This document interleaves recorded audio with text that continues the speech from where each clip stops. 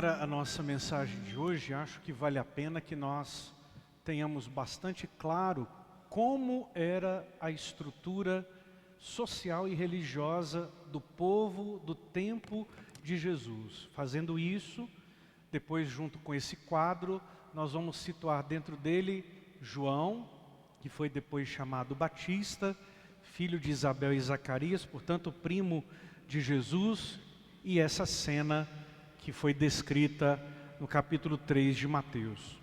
Então, alguém já disse para vocês, ou vocês já viram na catequese em algum lugar, como que era a religião judaica?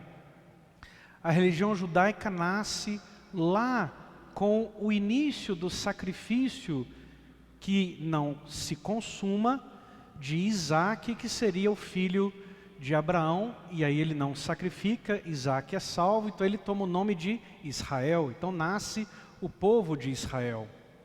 Depois, o povo se organiza e então nas 12 tribos nasce aquilo que vai ser considerado aproximadamente 2000 anos antes de Cristo, o judaísmo. Só que o judaísmo que nasce nas 12 tribos, em pequenas comunidades, por influência dos povos vizinhos, assírios, babilônios, egípcios, persas, ele vai se tornar uma religião do templo. Então, as sinagogas, como se fossem filiais do grande templo de Jerusalém, construído então, terminado de construir por Salomão, se transforma então no modo de rezar do povo judeu entre mais ou menos o ano 1000 a.C.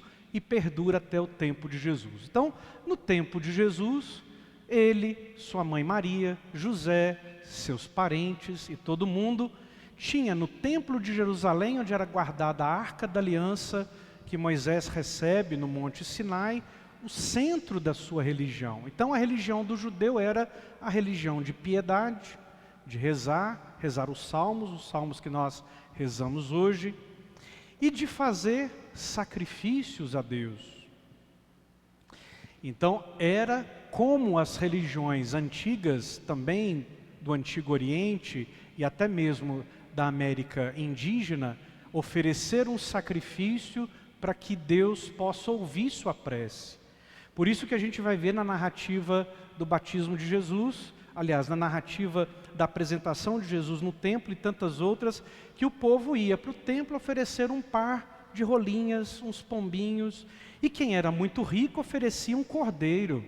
E aí o cordeiro era sacrificado e o sangue derramado, de certo modo, era o momento em que o povo acreditava que, de certo modo, as pessoas então aplacavam a ira de Deus. Ora, de certo modo, este jeito de rezar, Jesus também compreendeu. E Jesus, como bom judeu, também fazia suas orações e sacrifícios. Mas esse não era o único jeito de rezar. O povo, muito antes de Jesus, viu surgir no meio da religião judaica os profetas. Vocês já viram na Bíblia o nome dos profetas? Isaías, Jeremias, Amós e tantos outros. Ora, os profetas eram aqueles que, fora da estrutura sagrada do templo, falavam em nome de Deus. Então, de certo modo, existia a estrutura sacerdotal do templo e aquilo que ficou chamado como movimento profético. Como João Batista entra? Vocês viram como que os evangelistas descrevem João? João está no templo? Sim ou não? Não. João está onde? No deserto. O deserto aqui, mais do que um lugar geográfico, o deserto é o lugar aonde os profetas falam. Os profetas falam do meio do povo. E o profetismo é um movimento que tenta mostrar para a religião oficial que ela precisa andar, que ela precisa caminhar.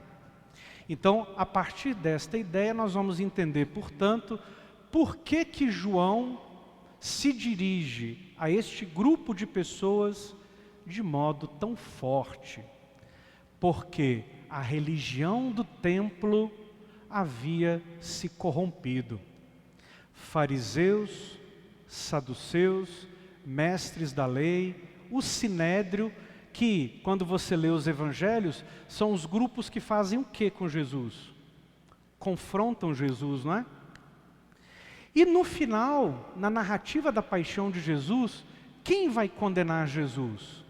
Como a gente diz aqui, é um complô entre o sinédrio, os chefes dos sacerdotes, e o imperador, representado por Pôncio Pilatos e por Herodes Antipas. Então, o poder estabelecido não quer o profetismo, porque o profetismo incomoda, mexe, denuncia todas as estruturas que no templo estão paradas, carcomidas, fechadas, que não levam o povo mais a rezar. Então, quando o Batista atrai multidões, porque as pessoas querem uma religião próxima de si, e a estrutura do templo é uma estrutura tarifada, pesada, forte, rigorista e moralista. E por que Jesus então conquista o povo? Porque Jesus entra na mesma tradição de todos os profetas. Então, quando João vê se aproximarem também no meio do povo fariseus e saduceus, vindo para o batismo, ele diz: raça de cobras venenosas, quem vos ensinou a fugir da ira que vai chegar? João não tem papas na língua, ele denuncia que toda aquela estrutura servia para servir a eles mesmos e não mais ao povo. Produzi frutos que provem a vossa conversão, não penseis que basta dizer Abraão é nosso pai, porque eu vos digo até mesmo dessas pedras Deus pode fazer nascer filhos de Abraão. E continua, o machado está à raiz das árvores e por aí vai. Então qual é a grande mensagem deste domingo? Dura, não vai nos agradar. Nós vamos então continuar desperdiçando mais um ano e de verdade não vamos nos converter? Nós vamos continuar vivendo um segmento de Jesus somente estético, nos pendurando de medalhas, de tercinhos, de enfeites, de badulaques, de camisetas vestidas, mas a nossa atitude e os nossos gestos não vão mudar? Nós vamos continuar achando que vamos aplacar a ira de Deus, andando de joelhos, fazendo sacrifício, suando, acordando de madrugada, de tarde, de noite ou de manhã, mas não vamos mudar as nossas atitudes? Nós vamos continuar passando mais uma oportunidade de ver o Senhor nascer no seu nascimento histórico, mas vamos atrasar e impedir que o seu reino de Deus aconteça no meio de nós?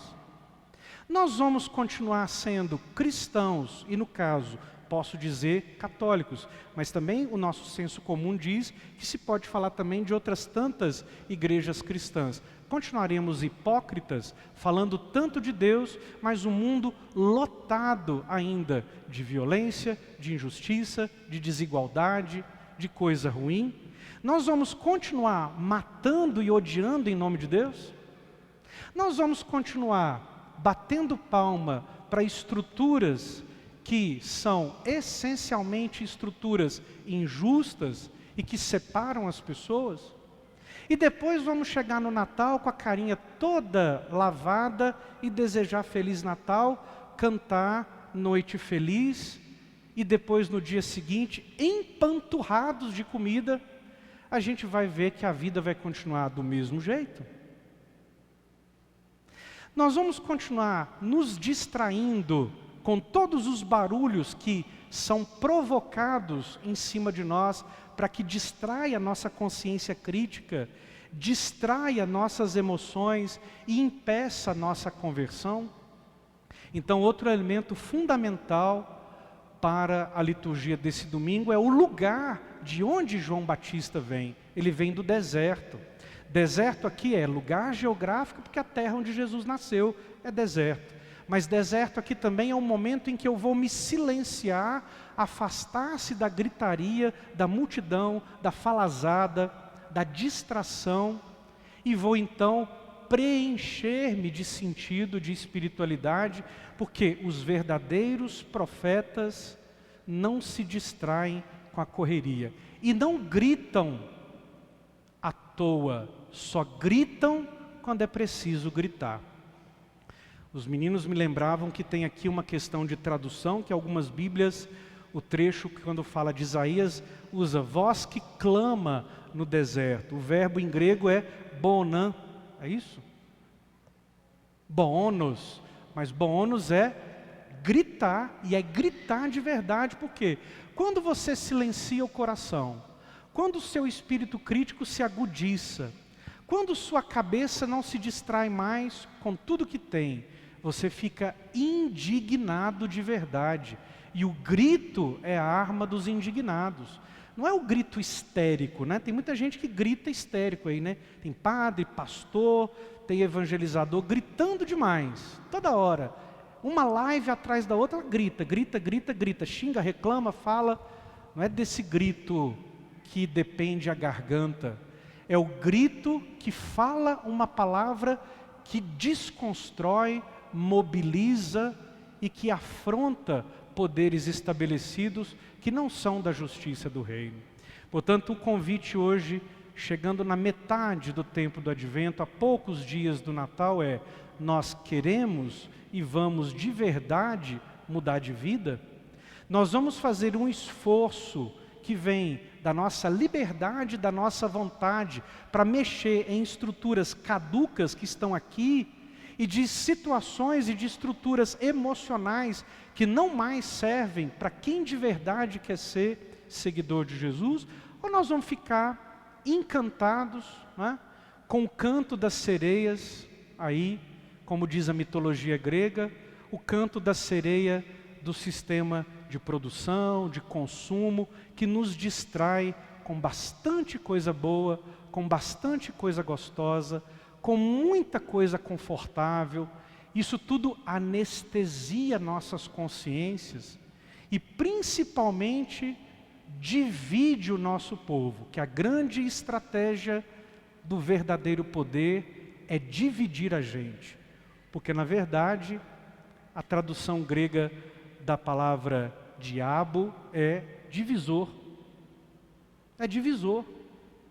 Quanto mais divididos estivermos, mais ele bate palma. Como hoje, divididos do ponto de vista do pensamento social estamos, infelizmente polarizados estamos, e ele sentado no trono de ferro dele no inferno, morrendo de rir e batendo palma para tudo isso.